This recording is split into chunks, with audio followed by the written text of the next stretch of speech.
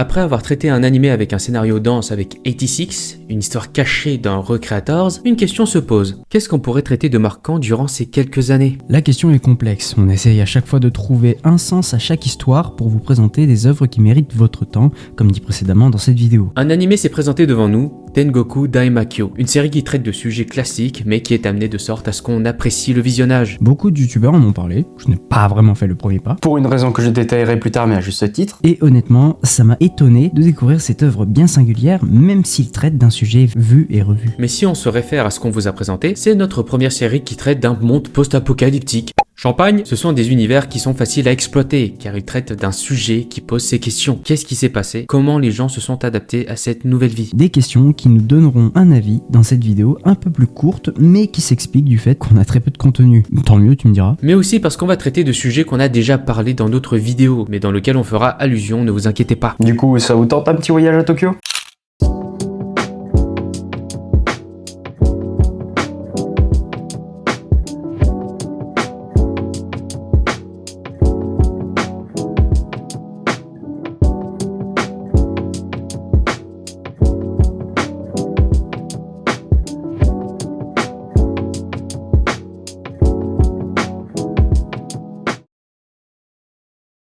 Comme d'hab, une petite présentation de l'œuvre s'impose. Tengoku Daimakyo, A Journey Beyond Even, est une œuvre de Masakazu Ishiguro, écrite et dessinée par ce dernier. Il est disponible sous les éditions Pika et on compte 11 tomes au total pour l'instant. Pour cette analyse, on se focalise sur l'animé, réalisé par le studio IG, et il adapte les 4 premiers tomes de la série. Pour ce qui est de l'animation, c'est propre, chaque mouvement est bien animé, avec des flous de mouvement qui montrent la vitesse du mouvement qui reste bon à montrer. On a la 3D, qui est pour le coup bien, en tout cas de ce que j'ai vu. On n'a pas vraiment rien d'alarmant, et ça fait du bien quand on pense à d'autres qui en abusent énormément. Fais leur frame de merde!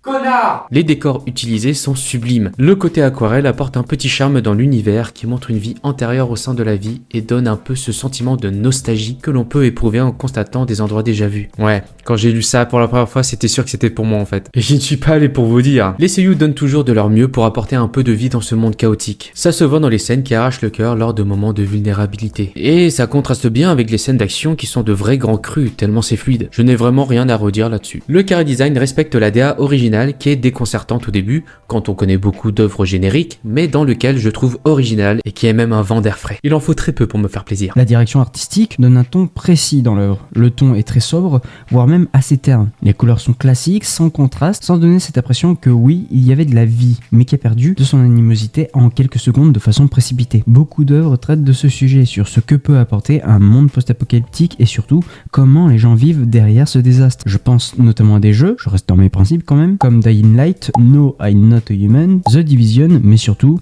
The Last of Us. Ce jeu offre un monde crédible avec des camps, des groupes interagissant entre eux et pas de la meilleure des façons. Son histoire est touchante car il traite de la confiance, de la trahison ou bien de la fraternité. Dans le cas de Joel, il gagne une fille et récupère un vide perdu au début du jeu. Cependant, il marque un point important qui sera le plus important à retenir pour cette vidéo. Ne faites confiance à personne. C'est une phrase cliché mais qui montre bien un travail lié à l'écriture du monde.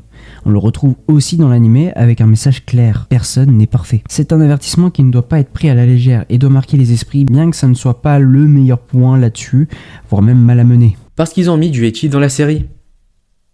Mon dieu. Attention, l'utilisation du ecchi peut être bien utilisée, surtout s'il y trouve un sujet important, notamment dans un arc dans la même série. Mais quand c'est inutile, on souffle. Esso the Eminence in Shadow. Alors en fait, dans ce cas-là, on ne parle pas de ecchi, mais de la présence de la sexualité et de la nudité. L'anime ne présente en aucun cas des scènes érotiques, car le but du ecchi est d'éveiller le désir sexuel au spectateur. En tout cas pas moi, hein, vu qu'ils sont mineurs.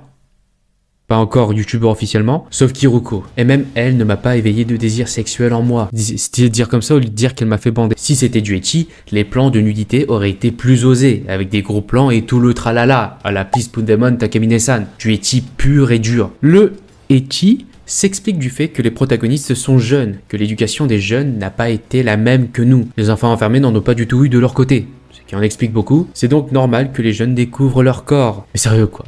Pas besoin de le montrer avec des plans tendancieux, surtout sur des jeunes. Bon, en vrai, ça va, hein, toi qui fais pas comme Made in, j'ai rien dit. Mais sinon, ça reste un animé assez propre pour repartir sur du positif. Parce qu'il est très bon. Maintenant, préparez-vous à mon taux de salinité. Parce que oui, oh putain, qu'est-ce que j'étais vénère sur la première visu, hein. Et surtout, c'est le sujet principal. Disney+.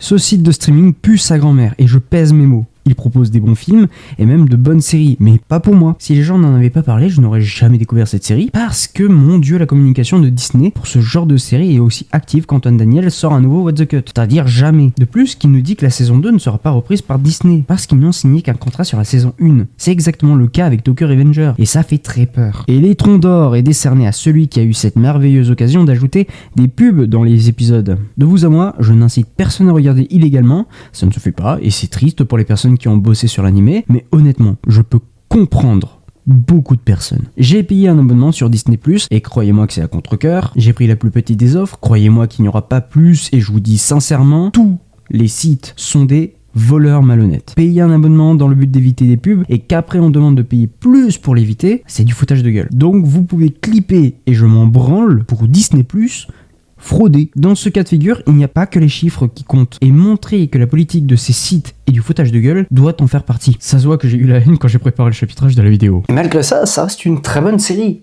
Mais ça parle de quoi? Dans un monde où 15 ans se sont écoulés depuis une catastrophe sans précédent qui a complètement détruit la civilisation moderne, un groupe d'enfants vit dans un établissement isolé du monde extérieur sous le contrôle de scientifiques. Un jour, l'un d'entre eux, une fille nommée Tokyo, reçoit un message qui dit « Veux-tu sortir en dehors du dehors ?» Son amie Mimi Aimee, une autre fille du groupe, lui prédit que 2 personnes viendront de l'extérieur pour la sauver, dont l'une a le même visage alors que la direction de l'école ne leur dit rien sur l'extérieur. Ils ne savent pas s'il existe un dehors du dehors. En parallèle, nous suivons un garçon nommé Maru, qui justement ressemble à Tokyo, qui voyage à travers ce Japon dévasté par des monstres nommés Hiruko ou Dévoreurs. C'est mieux la France. À la recherche d'un lieu appelé Paradis.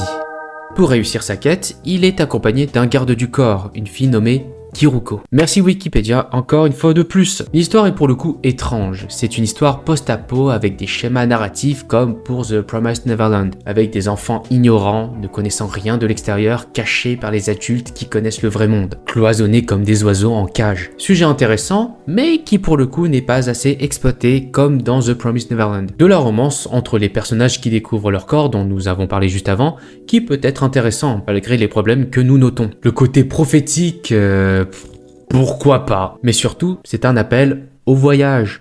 D'où son nom. On vit un voyage à travers un Japon détruit. Et c'est ultra intéressant. On redécouvre un monde que l'on a surexploité. Et c'est juste un vent de fraîcheur. L'univers présente plusieurs camps. Des révolutionnaires qui ont peur de changements comme les prothèses. D'autres cherchent à aider les autres en facilitant leur vie avec ces fameuses prothèses. Et nous avons les nomades. Des gens comme nos protagonistes qui voyagent dans le but de découvrir des terres afin de trouver le fameux paradis. Qu'ils recherchent tout au long du périple avec quelques indices. Pour la frangine, c'est une dinguerie de ne pas connaître les noms. On voit un but précis dans la recherche de personnes qui n'ont pas donné de signe de vie depuis longtemps. Pour l'écriture de son histoire, c'est dans l'ensemble très bien. Pas besoin de le répéter, on l'a déjà précisé. Mais comment vous le donnez envie? Eh ben, on va raconter une petite histoire. Nos 2 protagonistes se trouvent dans une ville dans laquelle 2 factions s'opposent. Les immortalistes, qui souhaitent aider les gens en apportant une aide matérielle sur eux afin de leur redonner une vie à ceux ayant perdu des membres, et de l'autre des manifestants, refusant une quelconque évolution, enivrés par la peur d'être submergés par une technologie assassinant la vie humaine à petit feu. Idée reçue par une chef ayant vu les agissements de ce camp avec une personne cloîtrée dans son lit, câblée par de nombreuses machines, la maintenant en vie artificiellement. Sans concrètement chercher plus loin, les révolutionnaires se disaient cette idée. Les immortalistes sont des meurtriers. Et commença une haine sans fondation réelle envers des gens voulant juste aider du mieux qu'ils peuvent les autres. Sauf que nous, on sait que c'est pas vrai. Peu de temps après une altercation avec un dévoreur, le doc alla les rejoindre afin d'utiliser les pouvoirs de Maru pour tuer un autre monstre.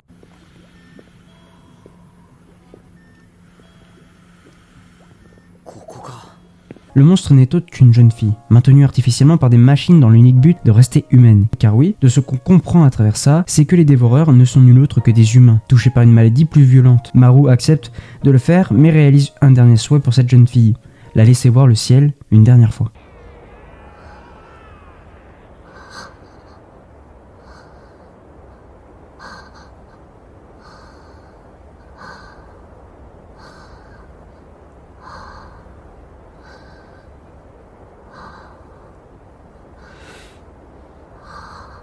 Bien que ce moment soit touchant, il est aussi déchirant. On assiste alors à l'exécution d'une jeune fille qui n'aura rien demandé, mais qui a pu se sentir comme un humain jusqu'à la fin tout en restant avec la personne qu'elle aime. Une fin honorable pour une seule personne qui... Pour le coup, je ne m'attendais vraiment pas à ça, et ce fut le cas pour nos aventuriers. Surtout pour Maru, qui se sent coupable de leur mort. C'est normal de se remettre en question, surtout pour un ado. Surtout que la mort des deux est un vrai coup de massue pour lui. Mais depuis le début, depuis le commencement de cet arc, on savait le dénouement final de ces deux personnages. Il n'y a pas de place pour un happy ending. C'est une histoire que vous allez découvrir dans la série. Le voyage fait que vous n'allez pas vraiment avoir de fil conducteur, si ce n'est que vous découvrez en même temps le monde qui les entoure. J'aimerais qu'on parle un peu du fait qu'on suit deux histoires simultanément. On nous sous-entend certaines choses avec le lien entre Tokyo et Maru, mais qui nous dit que ces deux histoires se passent au même moment? Je dis ça comme ça. Si vous avez regardé l'anime très attentivement, vous pouvez remarquer des petits détails qui changent toute la vision de l'anime qu'on devient Isagi de Blue Lock en train de faire un puzzle dans notre tête. Tout ça pour vous dire que la réalisation est super. On va être bref pour cette conclusion, parce que il y a quand même pas mal de taf à faire. L'œuvre est juste géniale, et que l'on conseille aux plus curieux d'entre vous. Elle a beaucoup de qualités, dont la réalisation et l'écriture qui sont les plus importants. Et surtout un niveau de détail, regardez bien. À l'instant où la vidéo sort, la série est très courte, vous avez 13 épisodes, mais c'est tout bénef parce que il faut rentrer dans cette hype. Malgré que ce soit Disney+. Et vous, qu'avez-vous pensé de cette vidéo et de cet animé? Dites-le nous en commentaire. On ne change pas une équipe qui gagne, abonnez-vous, le pouce bleu, le partage, etc. Ça nous fait toujours plaisir. La prochaine vidéo traitera d'un animé qui se passe en France. À la baguette. Et donc de thématiques liées à la littérature et le théâtre. On rappelle ma licence, ça me fait chier ça. On va parler de Molière les gars. On espère qu'elle vous plaira. Bah faudrait que je regarde déjà. Nous on vous laisse, c'était Macrage. Et Nélive, ciao. Ciao.